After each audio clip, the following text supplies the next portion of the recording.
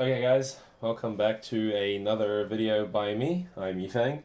Today we're trying something new. I hope this angle works. I kinda can't really see what's going on, but I mean, this should be better quality than me using the webcam. Alright, we're finally talking about the Pulsar X2. As you can see, it's in the box here. I wasn't going to get this. I wasn't going to plan to review it. I had the Atlantis first, and I was like, yep, done. Atlantis, you can't beat this, whatever. But I'm a mouse addict. I'm a retail therapist, whatever you want to call it. I couldn't stop myself from getting one. I was like, fuck, okay, we'll get one and we'll try it. All right, we'll do it. Right, so here we are with the Pulsar X2. If you guys watched the Atlantis review, you'll know that I praise the Atlantis so much, and I still do, right? But the X2 might just be better for Valorant. I want to say that right here. And like that in itself is just an absurd statement to come from me, right? If you've watched the Atlantis review, you know that for me to say that, there's some like black magic in work here, right? But we'll get onto it. So we'll start with the most basic stuff, which is details, unboxing, build quality, whatever you want to call it, right? So box comes in a standard box. I can't be bothered talking too much. It's just in there. It comes with the stuff. You can watch other reviews to find out all about that. It's not like the Atlantis where there's like all special stuff you can talk about and whatever, right? Very, very normal. Details. Has a 3390 sensor, 3395, sorry. Same sensor that's used on the Atlantis and also the XM2W when it comes out and all the other mice, because that is now the sensor to use. And build quality, it's mid, it's okay. Nothing bad, nothing good, right? So I think with all mice these days, like I keep saying, there's not much to talk about when it comes to build quality unless there's something either significantly wrong or significantly good. And in this case, I think, just like the Atlantis or whatever, build quality is fine. Nothing too good to talk about, nothing too bad. So we'll move on. Right, coating. I use grips. I put grips on. Right, Corepadz grips, my favorite now. Especially because of this back part, right? I cannot emphasize how much I like this back part of the grips, which no other grip company, I think, makes them, like, just to come with. You can get lizard skin cut yourself, which is what I used to do, but now I just can't be bothered, so I just buy the Corepadz. I haven't really used the, grips myself, or the coating, so I can't tell you. Feels okay, right? Feels normal, nothing bad, so I consider this pretty good, right? I can't really say compared to this Atlantis because this is a special coating version, but all in all, like the coating on this, at least this white Pulsar is alright, right? It's all good. There's nothing wrong with it. I think it works. Sensor, right? So we said 3395, whatever. Placement is excellent, right? I'm more concerned with how is the sensor placement? Is it doing weird movements when I move my hands or when I move the mouse and so on? And this is excellent. That's all I can say. It's from what I'm experiencing, it's like ideal. It's so perfect. It's super good. I can't complain about this at all. It is good. All right, clicks, click feel, dog shit. All right, I'm gonna put that right out here. I'm not the only person that's experienced this. If you search anywhere on Reddit, people are like, oh, Pulsar quality control issue, oh, click issue, oh, this issue, that issue. Shut up, right? Like, or you have people that are like, oh, I'm not gonna buy this mouse because I don't want to deal with the QC. You're like, shut up, right? If that's you, just stop watching this review, right? Just don't buy Pulsar if you're worried about QC. Don't buy anything that's like not Logitech or Razer or whatever, mainstream brands, because they have probably a bit better QC. In general, if you're like, oh, I'm not going to buy a certain product because of this QC issue or that issue, just stay away from things, right? That's you, just close this review. If you don't care, if you're like, oh, like, if you're like me and you've had 30 plus mice and have never experienced any QC issue on all 30 plus mice of yours, then, you can keep watching this. And I can tell you right now, the clicks suck, right? It has to do with something, I don't care whatever specs they used in these, I don't care. If you care about that, the other reviewers tell you, oh, this uses some, like, TTC gold, and this uses whatever specs they put in there. But all I can tell you is the click feel is really bad, right? Like, it's pretty, it feels like sticky, like it's always, like, half click down, which is apparently all the issues that, like, a lot of people have been reporting this issue. I think later batches of the mouse, so they made multiple batches of this, obviously, later batches fix that problem a bit more. I don't know if mine is an old batch or one of the newer ones, so I don't know if this is considered fixed or not, but click feel is bad. However, after all of me playing that, it does not make a difference in the game. And that is my experience, right? As much as I can sit here and like click and do a clicking test, like, oh, how many clicks can I click faster? By the way, I had the slowest click. I tried the test with the Superlight, this, and the Atlantis. the Atlantis, I went easily over 100 clicks per 10 seconds. On this, I was kind of getting stuck around like high 80s, like 90-ish. And on the Superlight, I was getting the high 90s, right? Superlight, I was like 96, 97. On this, I'm like 89, 90, 91, 87 the next try. And on the Atlantis, every time I'm like, oh, 100 plus, easy. So that shows you the difference between the clicks. But it does not make a single difference in the game. In the game, I'm clicking just as fine. I don't feel it. I don't think about it, right? You shouldn't be thinking about these things in the game.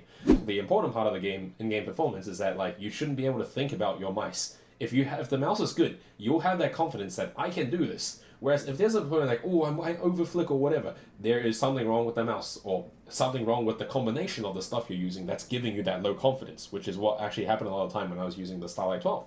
But this Pulsar is excellent, right? So clicks suck, but they're fine. Also, just a note, the left and right clicks do actually feel a bit different, which is also apparently a commonly reported issue. The left click sucks, the right click's actually okay. That's that. Right, weight distribution, good. Really good. It's good, right? Just like the Atlantis Superlight. It's perfect. It's good.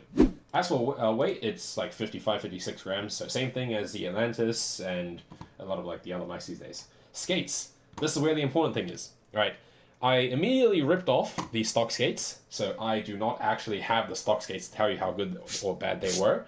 But from what I looked at it, when I kind of swiped the stock skates for a bit, I looked at it, I had a feel, ripped it off, and basically what I can tell you is that this gave me the same impressions as the Starlight 12 stock skates. So if you like the Starlight 12 stock skates, if you guys have ever used the Starlight 12 Final Mouse, this is like the same stock skates, right? It is not as good as the Atlantis. The Atlantis has much better stock skates. If anything, the Atlantis has probably one of the best stock skates on the market. But this, I can't really say if it's good or bad. I didn't use it at all. It wasn't particularly rounded. I immediately put on Corepadz Control. So that was the thing. Corepadz released their new Control plus Air edition, like 2 different editions. So you have the normal Corepadz, you have the Control edition, and you have the Air edition. So the Air is like slightly faster, and the Control is supposed to be more control.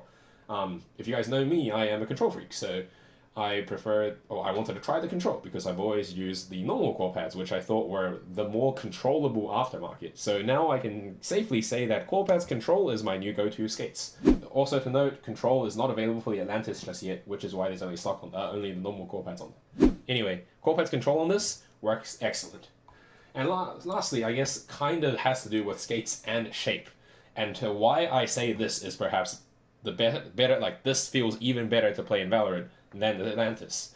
Now, first of all, one thing to note.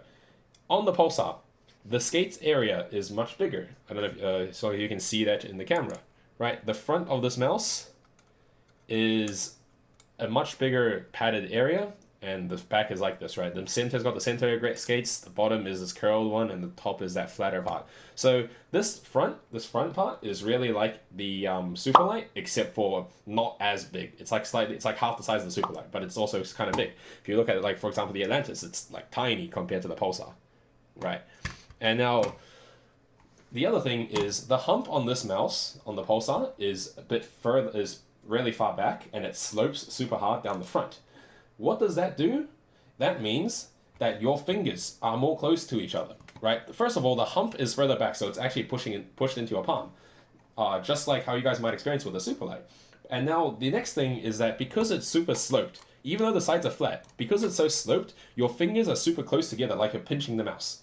Now, I cannot stress how important, at least for me, like this pinching feeling is, because like when I do a flick and a click, what am I doing? I'm pinching.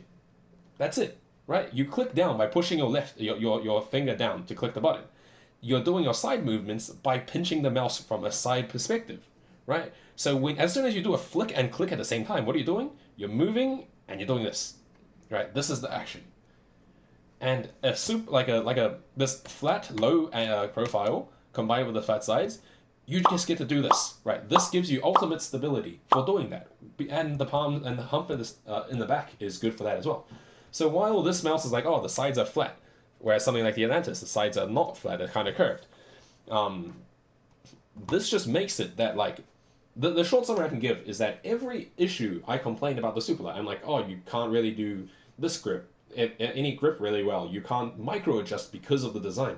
This is the fix, right? I can't say this is still, like, obviously the Superlight was like, oh, you can't really my view, I'm like, fingertips bad, palm's bad, our claw's bad. Like they're all like not, well, they're mid. They're all like average. They're not good, they're not bad, right?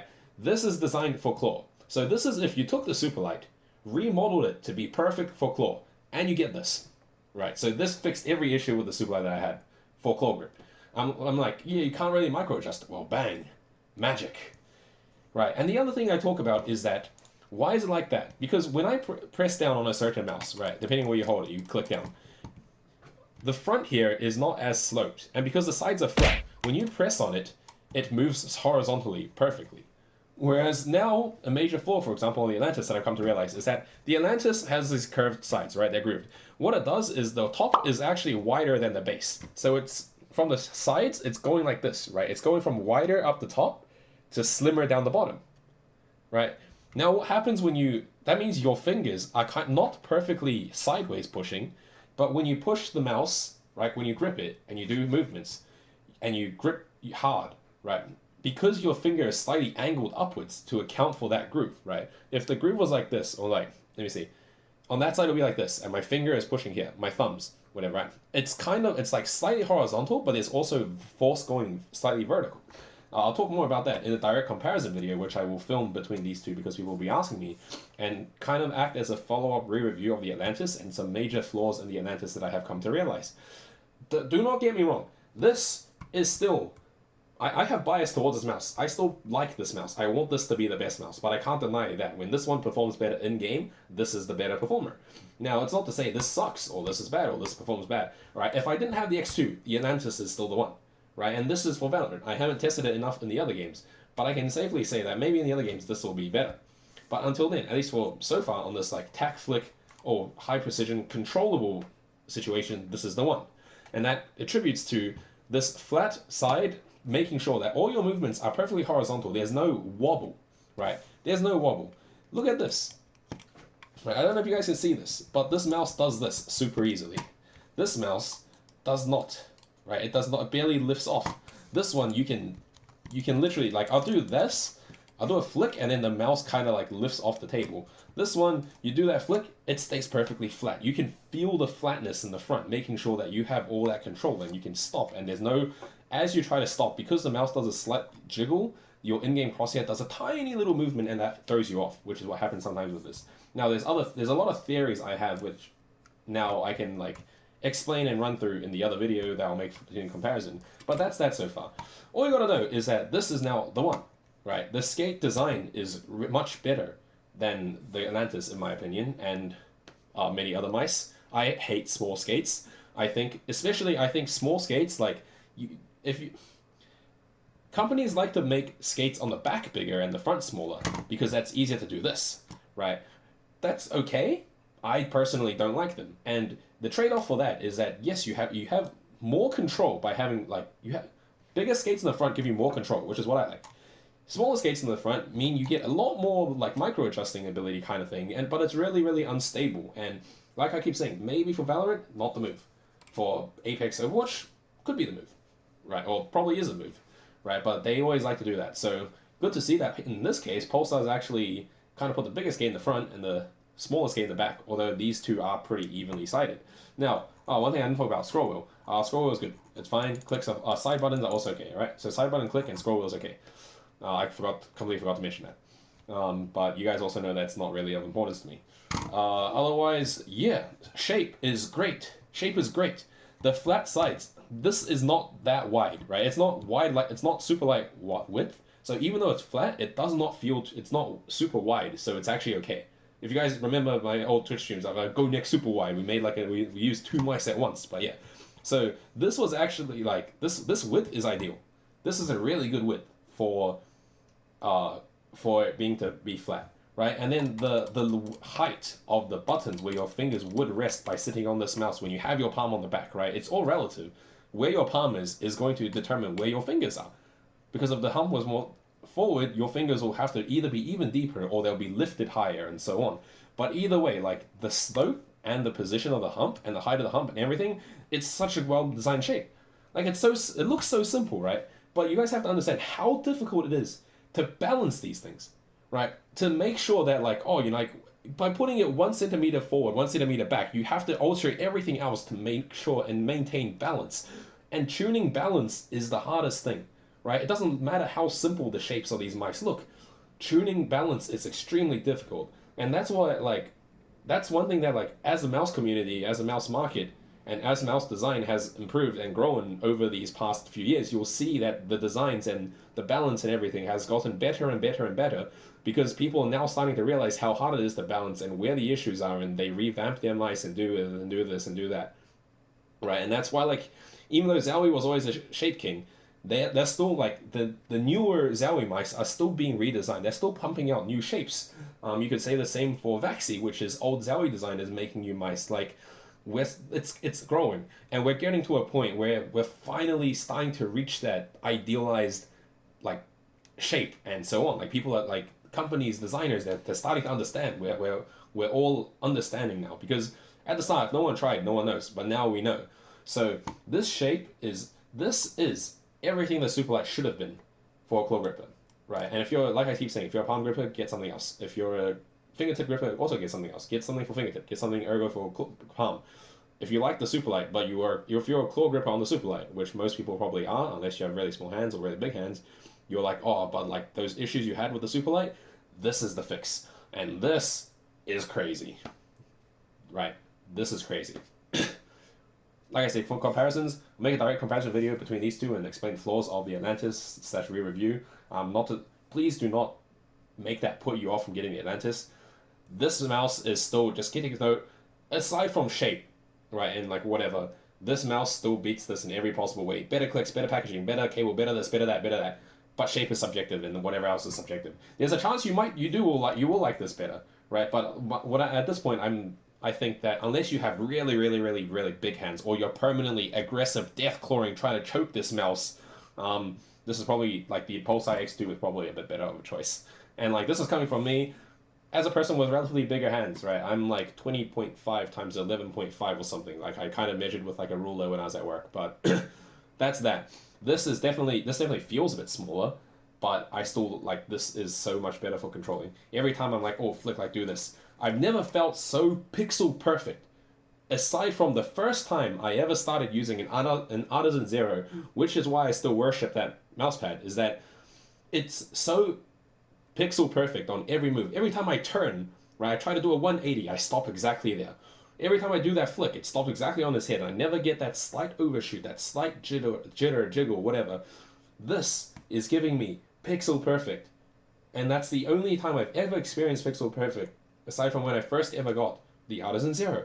And this was back when, like, I still used a Superlight. Or maybe, when I was using a Superlight. So this would have been like 2-3 years ago. And, like, of all the things that I've tried ever since, nothing's been so pixel perfect until I got to this with my flicks in Valorant.